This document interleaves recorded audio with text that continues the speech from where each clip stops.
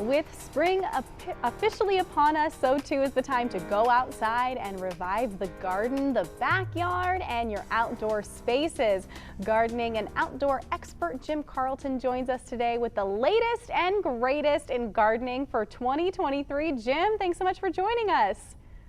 Thanks for having me. So what are we seeing as far as trends for our 2023 outdoor spaces? Right. Well, the big trend is color.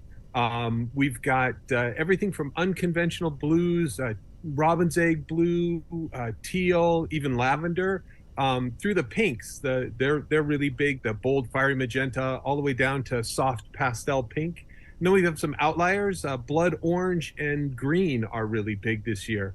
The palette's quite wide, and any garden is going to benefit from a splash or two of color. We love a pop of color. So when it comes to the different kinds of plants, flowers, trees, what are you seeing as far as trends or even favorites year after year? Well, this season is everybody's going water wise.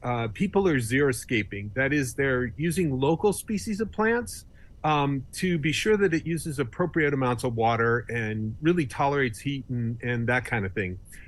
This is producing a much better garden that's far more suited to the climate in South Bend, right? And some examples are trumpet honeysuckle, American bellflower, or columbine. That's a really beautiful plant. We love being able to see what will thrive right here in northern Indiana. So how can our viewers here in South Bend really make the most out of their gardening spaces? Right. That's a great one. The first, I think you should start small, right? Don't tackle the whole entire yard. That's a bit much, right? Just start with a raised planter bed or two, or maybe a patio of potted plants, right? And you should really mix things up. You shouldn't concentrate everything on one flower or one vegetable. It's a great idea to use a wide variety. Think really multi-purpose. And then I think a garden should be a place where you go to relax, kind of a kick back and chill space, right? A focal point can really bring that together, whether it's a trellis or a tree or a magician's globe or a water feature or whatever you want. Really put a focal point in and make your garden a Zen sanctuary.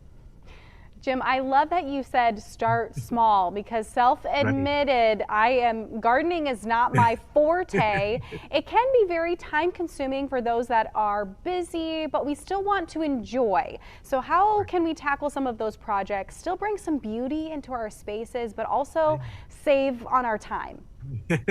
Well, we found two time-saving robots, believe it or not, that really pay off. The first one is a turtle. That's TERTILL.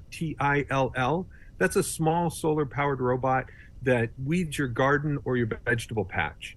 And then we have another robot. It's the world's first lawn weeding robot. It travels the lawn on a predetermined route, spraying weeds with a very small amount of herbicide. You can even choose an all-organic herbicide. That makes it really safe for you, your family, or your pets. Sign me up for a gardening robot, something that can do the work for us. Well, you gave us so many fantastic ideas, from the colors to the robots to what kind of plants we should be thinking about for South Bend. But where can our viewers go for more information? They should go to Dandy Technology. That's DANDY technology.com. Jim, thanks so much for joining us here this morning on Hometown Living.